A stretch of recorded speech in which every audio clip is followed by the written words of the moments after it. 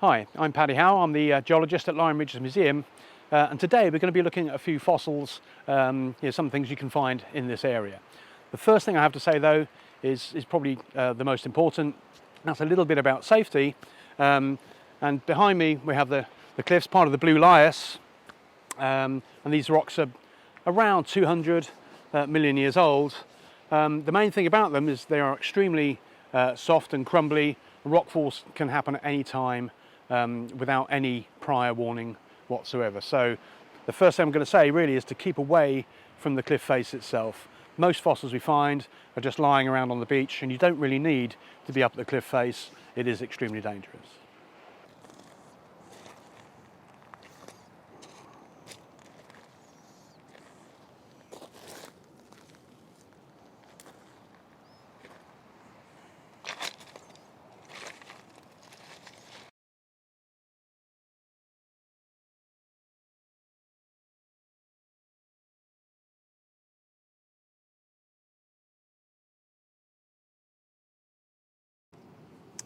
Okay, before we actually look for any fossils at all, there are a couple of other important things that we need to just talk about, which is equipment.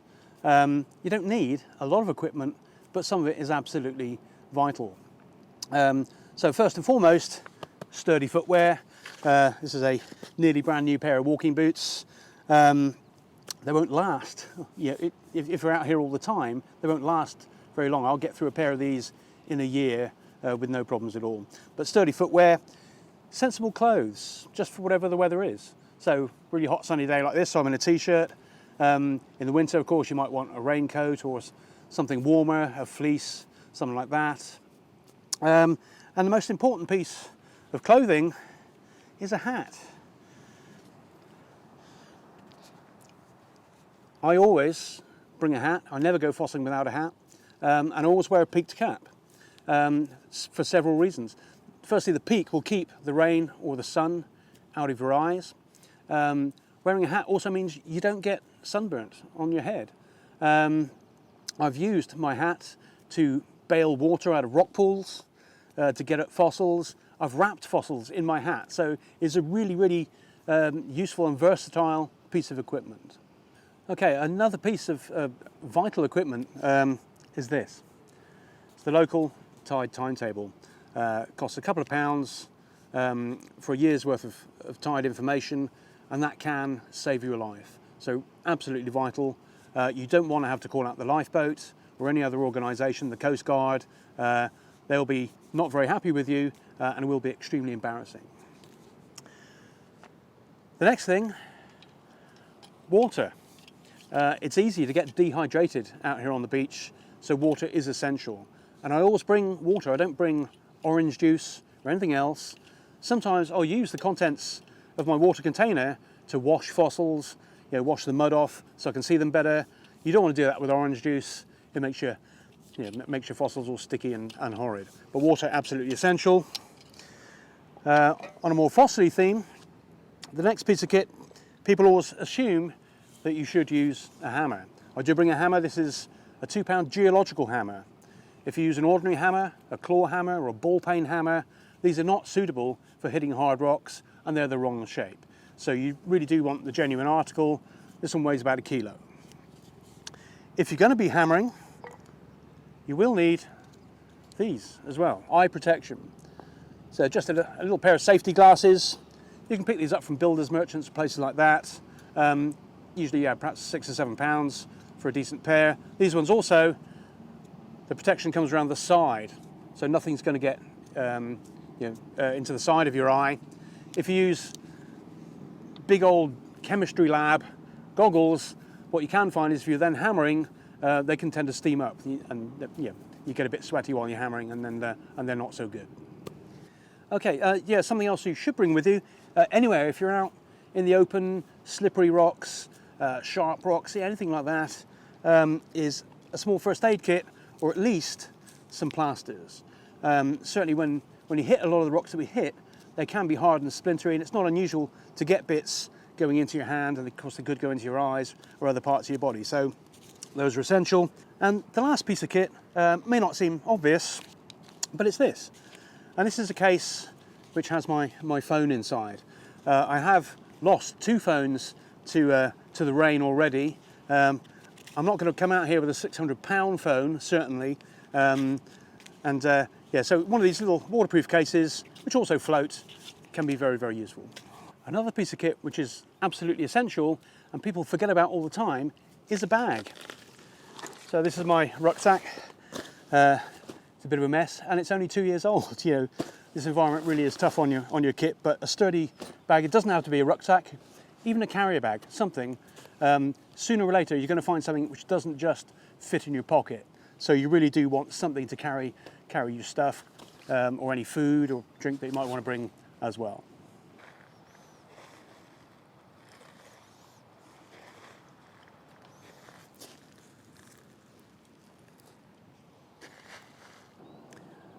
Okay, so now I'm going to tell you a bit about some of the fossils that you can find, and most of the things that we're going to look at are things you can find just lying around. You don't need, as we said earlier, to be up at the cliff face. That can be quite dangerous, and you can find perfectly good fossils just lying in among the stones on the beach.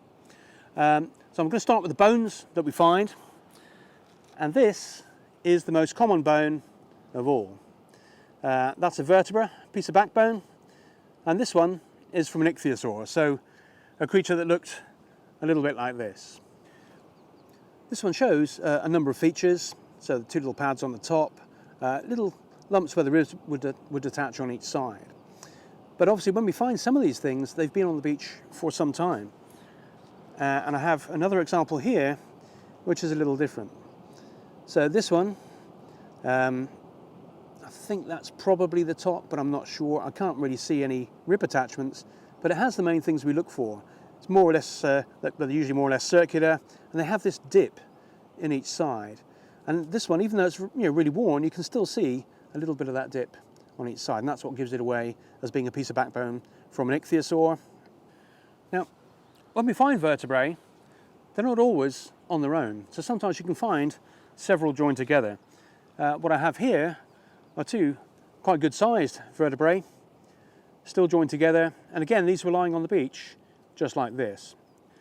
So this one has an interesting feature. So you can see the dip on each side that all ichthyosaur vertebrae have on this end, but at this end there's no dip, and that's because the dip here is actually filled with calcite crystals. Those little crystals, quite important. In this area, when we get bones fossilized together, we almost always find calcite crystals growing in between. So if I were to pull these apart, there would be crystals in the middle, and the fact there are crystals on this end instead of stone, that tells me that when these were fossilized, other bones, other vertebrae were attached on this end. About 5 minutes after I found these, a friend of mine, just a few meters away, found another. And this one has crystal on both sides. And it's obviously the same size and preservation in the same area, and so we compared them, and there they go, they fit together. But we still have crystal on this end, and that tells me there must have been at least one other vertebra attached to these. 2 weeks later, a friend of mine came into my workshop and showed me this. Nice ichthyosaur vertebra, calcite crystal on the other side, and we put them together and they all fit together exactly. So these are all from the same animal. The calcite crystal actually locks them in place. So these are definitely together in life like this, but no more calcite. So these 4 vertebrae have become separated from the rest of the animal. So a little ichthyosaur steak, if you like, has just become detached, and these are the vertebrae from it. And again, all of those just lying around. Okay, so the first vertebrae I showed you were normal size, maybe an inch across, 2-3 centimeters.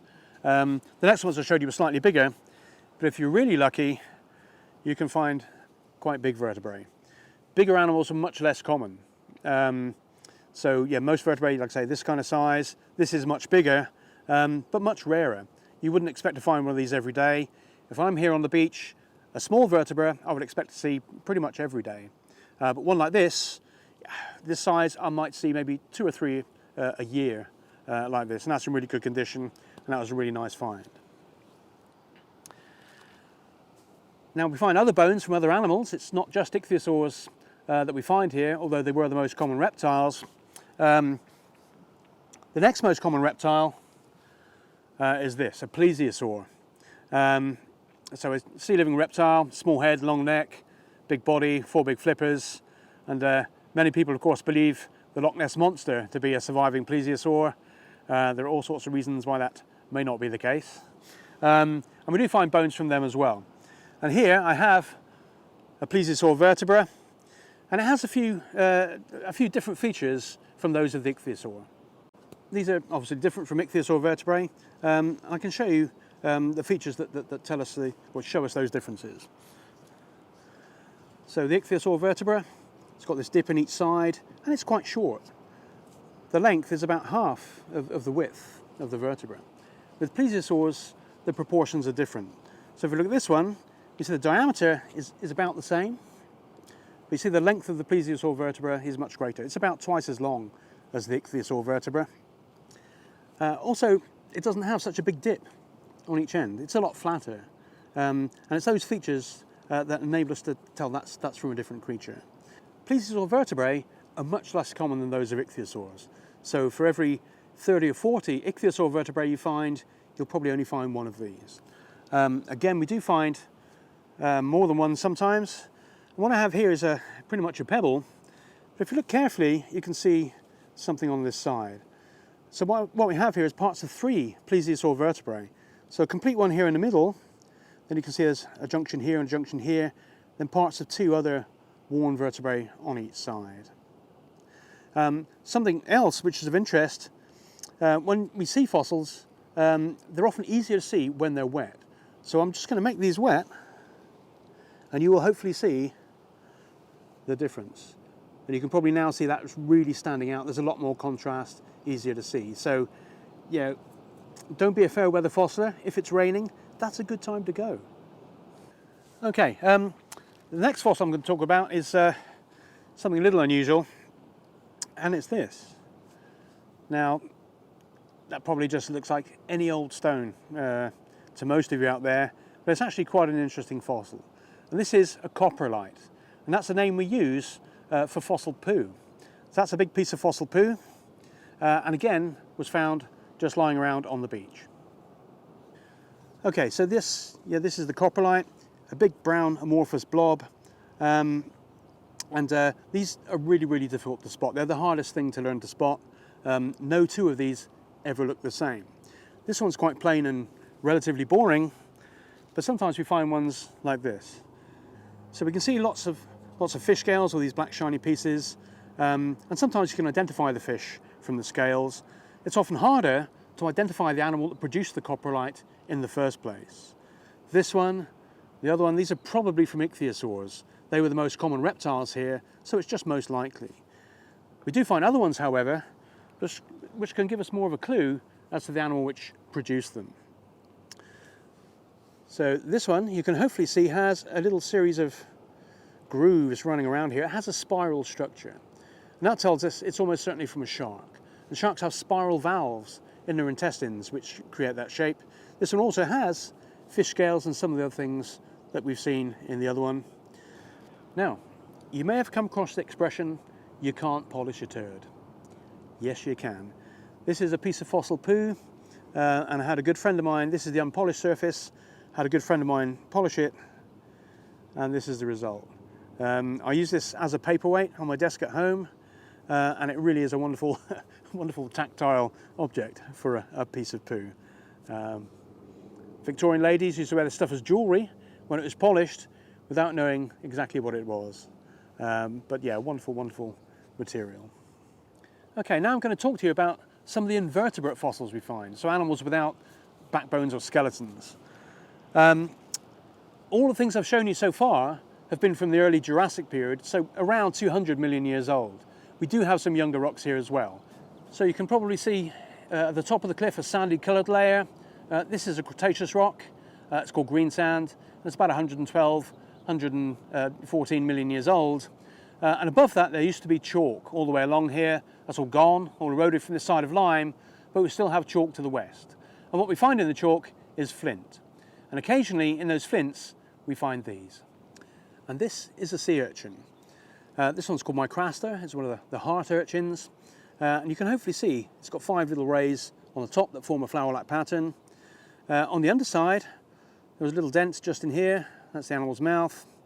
Around here, another little dent, and that's the other end. This one's in pretty good condition, and again was found just lying around on the beach, just like this. And again, when they're on the beach for some time, they will get worn and broken up. And I have a much worse specimen here. You can still make out some of the features, some of the little rays, and the basic shape, the mouth here, but not in great condition. But yeah, when things are on the beach for some time, this is what's going to happen to them. Okay, the next fossil, another reasonably common fossil, and it's this. This is an oyster, and it's called Gryphea arcuata, but it has a more common name. For about 200 years, people have referred to these as the devil's toenail, for obvious reasons. That one's in fairly good shape. You can see a lot of the growth lines in pretty good condition. But once these get onto the beach, they don't last very long. The sharp edges, the growth lines will get worn away quite quickly. So a lot of ones we find are more like this. You can see this has much less detail. Some of this edge is broken away, hardly any growth lines to see there. Okay, the next fossil I'm going to talk about, they're actually animals, but they looked a little bit like plants, and they're called crinoids or sea lilies. The most common pieces we find are these. This is a section of the stem. The stem would be up to perhaps 1 meter in length, and you can hopefully see that the stem has a 5-pointed star-shaped cross-section. So these are quite easy to recognise. Little bits like this, fairly common in among the small stones on the beach. This one's quite a nice piece. We often find little pieces which are not so good, but still quite recognisable.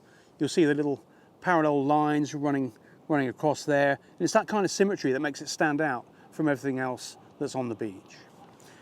At the top of the stem, you have the main body or calyx. It's quite small. In this species, it's called Crinoids. And that had a mouth in the centre. Around the mouth, there are 5 arms.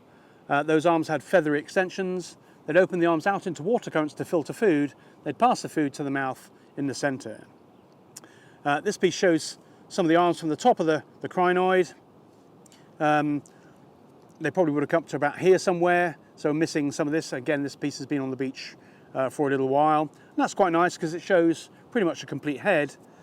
We do find a lot of pieces though, which are less impressive. So this piece, you see a couple of pieces of stem on one side.